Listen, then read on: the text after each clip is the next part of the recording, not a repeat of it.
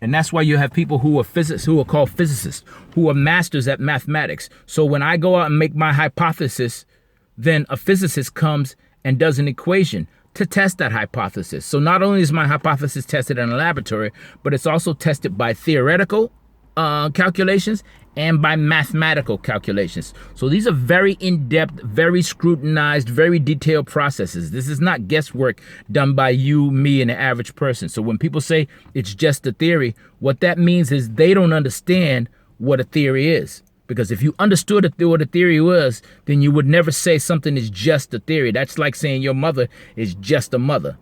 It's a lot more complicated than that. It's a lot more technical than that. And therefore, it has a lot more credibility than that.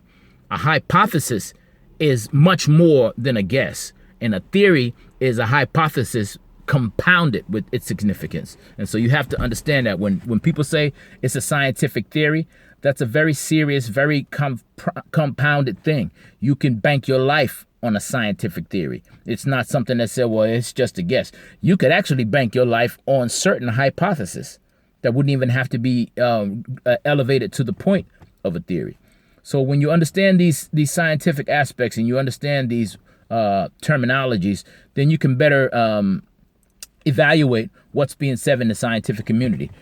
Every time, without fail, every time I hear somebody contradicting a science, it's because they don't understand the science. Only on YouTube have I seen people who actually understand the science and come up with a credible contradiction or a credible issue to that science. 90% of the layman people like you and me, the reason that we don't believe or understand the science is because we don't understand the science. And so that's why I often tell people, you don't have to believe me, but you at least should understand so we can have a conversation.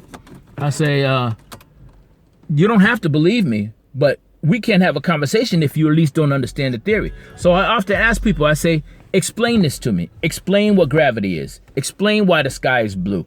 Explain the stars. If you can explain these aspects, these theories, these concepts, then we can have a conversation about whether it's real or not. But if you don't even understand it, then we can't even have a conversation.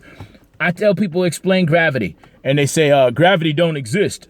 And so I say, okay, well, why do things fall to the ground? And they say, because of density. They don't understand that density is an aspect of describing the factors of gravity. So if you don't even understand what the theory is, then it doesn't become debate. It's no longer debate. Now I have to give you a lecture because I have to educate you so we can have a conversation. That's like trying to have a conversation with a Chinese person.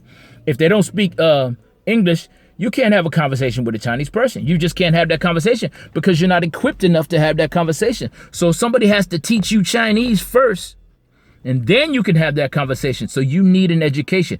And it says nothing for your intelligence. Your intelligence is one thing. Your knowledge is based on your education and your experience. So I often tell people, I'm not smarter than you. I've just been places that you haven't been, done things that you haven't done, and seen things that you haven't seen. So of course, if we grew up in the same place and we learned the same stuff growing up, and you stayed in that place and you never left that place, but I went to other places and I saw other things and I experienced other things and I researched other things, then granted, my knowledge, not my intelligence, but my knowledge is going to be far more vast than yours is because of my experience. Whereas your knowledge is going to be limited to what you know. You may be even much more intelligent than me, but it's things that you don't know. So you cannot process that intelligence to the level that I can process my intelligence based on my knowledge and experience. Okay? And then there's one more word that I like to go over, and that word is wisdom. People think knowledge, experience, and wisdom are all the same words, and I disagree. I define them as this, and I don't know what the dictionary defines them, but you can look it up. But I define them as this. Intelligence is your ability to learn information. That's your intelligence. Okay? Your knowledge is the information that you've acquired. Okay?